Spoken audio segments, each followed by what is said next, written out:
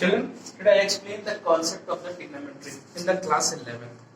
Already you studied the trigonometry in class 10th, in class 10th, but there are the more concept we will study in this class 11 concept, 11 class 11.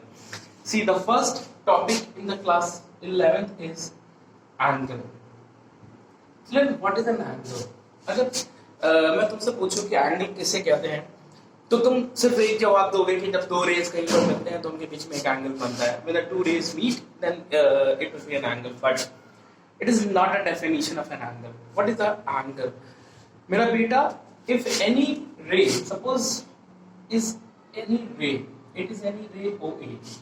Suppose ये pen मैंने रखा, ये मेरा pen है. Suppose is any ray. If this ray moves into the anti-clockwise direction or a clockwise direction, if this ray moves into the anti-clockwise direction or this ray moves OA is any ray. Suppose this ray moves in the clockwise direction, So if any ray moves in the at the fixed point, any ray in the anti-clockwise direction or in the clockwise direction, the definition of an angle is measure of rotation. So what is an angle? Angle is a measure of rotation. Angle is a measure of rotation. यानी कितना rotate किया, ये कितना rotate किया. अगर हम उसको नाप सके कि ये पेन कितना रोटेट किया, अगर हम इसको नाप सके तो उसको एंगल कहते हैं. It is the definition of an angle. It is the definition of an angle. If any ray moves in the anti-clockwise direction or a clockwise direction, then it is an angle. It is an angle. If any ray moves in the anti-clockwise direction, if any ray moves in the anti-clockwise direction, the angle is positive. If any ray moves in the clockwise direction, the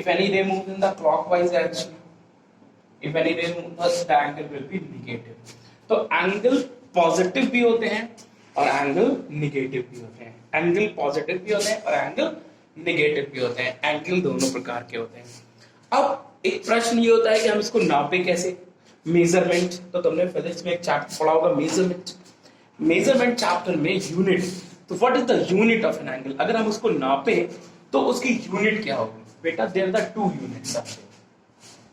एक unit होता है degree, एक unit होता है degree और एक unit होता है रेडियन. दो यूनिट होते हैं, एक होता है डिग्री, एक होता है रेडियन. डिग्री कैसे कहते हैं और रेडियन किसे कहते हैं. डिग्री कहते हैं वन, इसकी डेफिनेशन ये है कि 1/360th part of one complete rotation. 1/360th part of one complete rotation, ये डिग्री कहलाता है. यानी ये पूरा एक रोटेट किया और ये उसका 1/360th पार्ट है, तो ये 1 डिग्री कहलाता है. It is the definition of the degree. Radian किसे कहते हैं. रेडियन कहते हैं कि सपोज ये ओ ए, ये कोई एक, इसको हमने ऐसे रोटेट किया और ये बी पर पहुंची सपोज ये जो लेंथ है, ये रेडियस, ये आर है, तो जाहिर सी बात है कि ये भी रेडियस होगा तो ये भी आर होगा. और अगर ये जो आर्क है, ये आर्क ए बी, अगर इसकी लेंथ भी आर हो जाए, अगर इसकी रेडियस आर है, इसकी, ये भी जाहिर सी बात है ये भी रेडियस है, ये भी आर है, अगर इसकी भी आर डिस्टेंस हो जाए, if the radius and arc are equal, to the arc, when the radius is equal to the arc, it is 1 radian. Actually ये सर्कुलर मेजर होता है, सरकमफेरेंस से हम इसको निकालते हैं विद द, इसलिए इसको ऐसे लिखते हैं 1 रेडियन.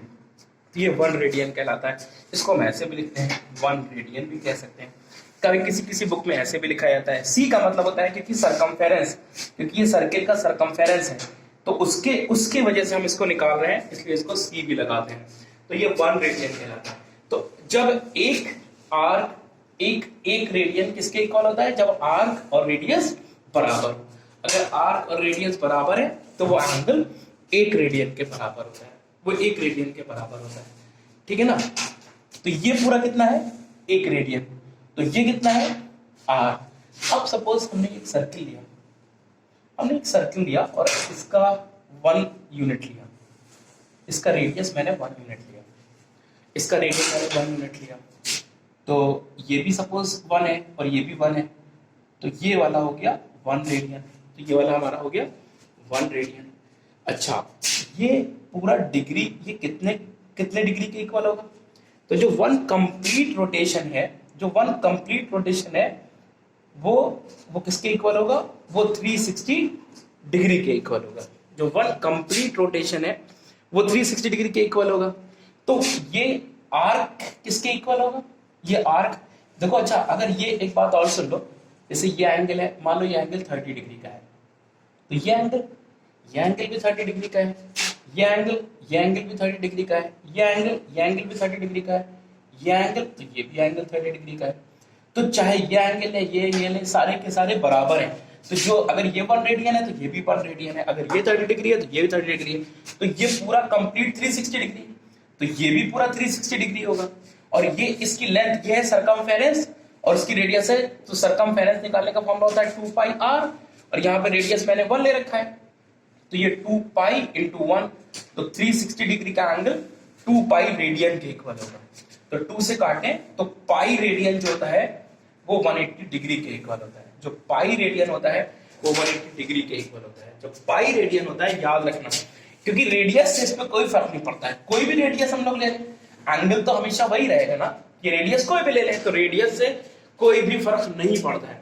तो पाई जो होता है वो 180 डिग्री के इक्वल होता है। ये एक रिलेशन है, डिग्री एंड रेडियन में, ये एक रिलेशन है जो कि डिग्री और रेडियन में, यानी अगर हमें डिग्री को रेडियन में बदलना है और रेडियन को डिग्री में बदलना है तो हम कैसे बदलेंगे। अगर हमें डिग्री को डिग्री में बदलना है या रेडियन को डिग्री में बदलना तो हम कैसे बदलेंगे। तो देखो क्या है, पाई रेडियन जो है वो 180 डिग्री के इक्वल है, तो 1 डिग्री किसके इक्वल होगा, वो पाई अपॉन 180 रेडियन के इक्वल होगा, और 1 रेडियन किसके इक्वल होगा, वो 180 अपॉन पाई डिग्री के इक्वल होगा, वो 180 अपॉन पाई डिग्री के इक्वल होगा।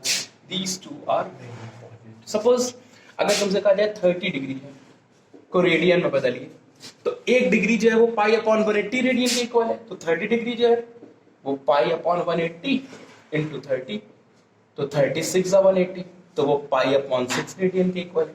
तुमसे कहा जाए 45 डिग्री को बदलिए, तो ये आएगा पाई अपॉन 180 इंटू 45, तो ये आ गया तुम्हारा पाई बाय 4। तुमसे कहा जाए 60 डिग्री को बदलिए, तो आएगा पाई अपॉन 180 इंटू 60, तो ये आ जाएगा पाई बाय 3। इसी तरह से 90 डिग्री पाई बाय 2 हो जाएगा। अच्छा, सिमिलरली अगर तुमसे कहा जाए कि रेडियन को डिग्री में बदलिए, जैसे तुमसे कहा जाए 2 पाई बाय 3 रेडियन है, इसको डिग्री में बदलिए, तो हम इसको लिखेंगे 2 अपॉन 3 और पाई की वैल्यू 180 डिग्री, पाई रेडियन जो होता है 180 डिग्री के इक्वल होता है, तो इसको 180 डिग्री बदल देंगे 360 तो 120 डिग्री, तो ये 120 डिग्री हो जाएगा। तो 2 पाई बाय 3 जो है 120 डिग्री के इक्वल हो जाएगा। इस प्रकार से हम डिग्री को रेडियन में बदल सकते हैं और रेडियन को डिग्री में बदल सकते हैं। इस प्रकार से हम रेडियन को डिग्री में बदल सकते हैं और डिग्री को रेडियन में बदल सकते हैं। लेकिन एक बात याद रखना कि जो एक डिग्री है वो 60 मिनट के इक्वल होता है। जो 1 डिग्री है वो 60 मिनट के इक्वल होता है, और जो 1 मिनट है वो 60 सेकंड के इक्वल होता है। और याद रखना कि ये घड़ी वाले मिनट और सेकंड नहीं है, ये एंगल के मिनट और सेकंड है। घड़ी वाले मिनट और सेकंड अलग होते हैं। जो घड़ी हमारी चल रही है, जो वॉच है, जो क्लॉक है, उसके ये मिनट और सेकंड नहीं है, ये एंगल को मेजरमेंट करने के डिग्री और मिनट है। तो 1 डिग्री को 60 मिनट में लिखते हैं और 1 मिनट में 60 सेकंड होते हैं, 1 मिनट में 60 सेकंड होते हैं। तो अगर हमने देखा कि जो 2 पाई बाय 3 रेडियन है वो किसके डिग्री के इक्वल है, वो 120 डिग्री के इक्वल है। तो 1 रेडियन कितने डिग्री के इक्वल होगा, 1 रेडियन कितने डिग्री के इक्वल होगा। 1 रेडियन कब होता है कि अगर कोई ये रे है, ये मूव करी, जो इसकी रेडियस है ये रेडियस है और ये भी रेडियस है, तो ये 1 रेडियन होता है। तो जिस वक्त ये 1 रेडियन होता है उस वक्त ये डिग्री में कितने डिग्री का एंगल होता है। यानी कितने डिग्री ये मूव करेगा तब ये एक रेडियन के इक्वल होगा, यानी तब रेडियस और आर्क बराबर होंगे। तो देखो एक जो रेडियन है वो 180 अपॉन पाई डिग्री के इक्वल होता है। वो किसके इक्वल होता है? वो 180 अपॉन पाई डिग्री के इक्वल होता है। तो ये हो गया 180 और पाई को हम लोग लिखेंगे 22 इंटू 7, 22 इंटू 7, तो 2 से काटेंगे तो 11, 90, तो 630 अपॉन 11 डिग्री के इक्वल होता है। यानी जो एक रेडियन है वो 630 अपॉन 11 डिग्री के इक्वल होता है। देखो बच्चे हमने 11 से 630 को डिवाइड किया, तो 11 5 सा 55, 11 7 सा 77, तो 3 रिमाइंडर बचा। तो हम इसको लिख सकते हैं 57 प्लस 3 अपॉन 11 डिग्री। हम इसको लिख सकते हैं 57 प्लस 3 अपॉन 11 डिग्री। तो ये आ गया हमारा 57 डिग्री और प्लस ये 57 डिग्री और ये 3 अपॉन 57 डिग्री और 3 plus 3 upon 11 degree, 3 upon 11 degree. अब इस डिग्री को मैंने सेकंड में बदल लिया, मिनट में बदल लिया, तो मैंने लिखा 57 डिग्री और इसको मैंने लिखा 3 अपॉन 11 इंटू 60, तो ये मिनट में कन्वर्ट हो गया, तो ये मिनट में कन्वर्ट हो गया, ये मिनट में कन्वर्ट हो गया। तो अब ये कितने मिनट हो गए? तो ये हो गया 57 डिग्री 180 अपॉन 11 मिनट। तो फिर से मैंने 11 से 180 को डिवाइड किया, तो 11 1 सा 11, 7 बचा, 11 6 सा 66, 4 बचा। तो ये आ गया 57 डिग्री 16 मिनट और साथ साथ 4 अपॉन 11 अभी भी बच गए, तो 4 अपॉन 11 मिनट। तो मैंने लिखा 57 डिग्री 16 मिनट और इसको मैंने लिखा 4 अपॉन 11 इंटू 60 कर दिया, तो ये सेकंड में बदल गए। तो ये आ गया 57 डिग्री 16 मिनट और अप्रॉक्स ये आ गया 240 अपॉन 11। तो 11 से हम काटेंगे तो 11 2 22 और 2 बचेगा, अप्रॉक्सीमेटली 21 सेकेंड। अब ये तो ये एक रेडियन जो है वो इतने डिग्री अप्रॉक्स के इक्वल होता है। बस सेकंड को हम अप्रॉक्स में ही निकाल सकते हैं, तो 57 डिग्री 16 मिनट और 21 सेकेंड के इक्वल होता है। तो इस प्रकार से हम रेडियन को डिग्री में कन्वर्ट कर लेंगे, इस प्रकार से हम रेडियन को डिग्री में कन्वर्ट कर लेंगे, ठीक है ना। और हम डिग्री को रेडियन में भी कन्वर्ट कर सकते हैं। फिर एक चीज तुमसे पूछी जाती है कि लेंथ ऑफ एन आर्क निकालिए। जैसे ये कोई आर्क है, ये मान लो ये O है, ये A है, ये B है, तो ये आर्क है, इसकी लेंथ L है। तो what is the length of an arc? तो सपोज इसकी रेडियस R है और ये एंगल थीटा है और ये एंगल थीटा है, तो इसका फॉर्मूला होता है L is equal to R theta, L is equal to R theta and theta must be in radian. Theta जो है वो रेडियन में होना चाहिए, रेडियन में होना चाहिए। सपोज एक सर्किल है जिसकी रेडियस 7 सेंटीमीटर है, रेडियस 7 सेंटीमीटर है और ये जो एंगल है वो 30 डिग्री है। तो पहले हमें इस 30 डिग्री को 1 डिग्री जो होता है वो पाई अपॉन 180 रेडियन होता है, तो 30 डिग्री जो है वो पाई अपॉन 180 इंटू 30, तो ये पाई बाय 6 रेडियन के इक्वल होगा। तो हमें इसको पहले पाई बाय 6 में लेना होगा, यानी theta must be in radian. अब हम लोग फॉर्मूला लगाएंगे L is equal to R theta, तो R की जगह 7 आ गया, पाई की और थीटा की जगह पाई बाय 6 आ गया, तो ये पाई बाय 6 आ गया, तो ये आ गया 7 बाय 6 और इसकी जगह 22 अपॉन 7 3 से 21 सॉल्व कर लेंगे तो ये L निकल आएगा। अगर आपसे कहा जाए एरिया निकालिए, इसका एरिया ऑफ सेक्टर निकालिए, तो इसका जो ये लेंथ ऑफ एन आर्क है, ये लेंथ ऑफ आर्क है। अगर आपसे कहा जाए एरिया ऑफ सेक्टर निकालिए, अगर आपसे कहा जाए एरिया ऑफ सेक्टर निकालिए, तो एरिया ऑफ सेक्टर होता है 1/2 LR या 1/2 R स्क्वायर थीटा। इन दोनों की मदद से हम लोग एरिया ऑफ सेक्टर निकाल सकते हैं, इन दोनों की मदद से हम लोग इसका एरिया ऑफ सेक्टर भी निकाल सकते हैं,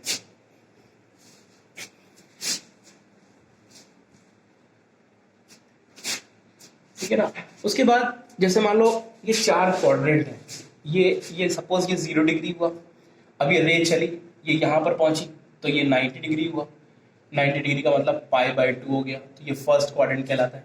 ये पेन ऐसे चलाया मैंने, यूं पहुंचा, फिर ये पेन यूं पहुंचा, तो ये यहाँ पर पहुंचा, तो ये 180 डिग्री हो गया, और इसको पाई रेडियन के इक्वल कहते हैं।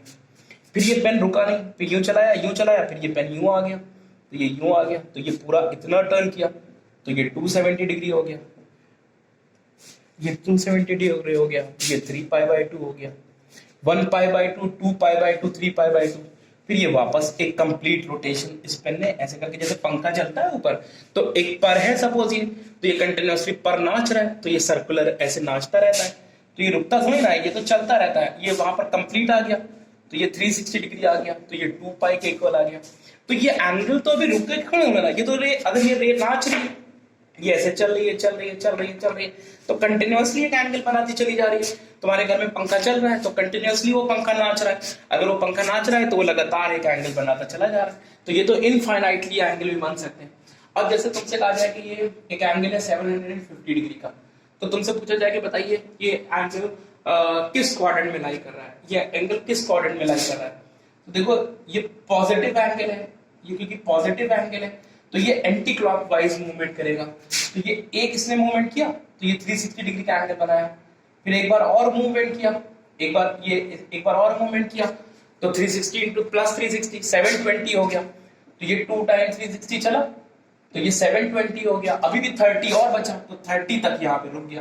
तो ये किस में आया, ये फर्स्ट क्वाड्रेंट में आया। ये किस में आया, एक ये एंगल फर्स्ट क्वाड्रेंट में लाई कर रहा है। जैसे कहा जाए एक एंगल है -120 डिग्री, तो तुमसे पूछा जाए कि बताइए ये जो एंगल है -120 डिग्री, ये किस क्वाड्रेंट में लाई कर रहा है, ये किस क्वाड्रेंट में लाई कर रहा है।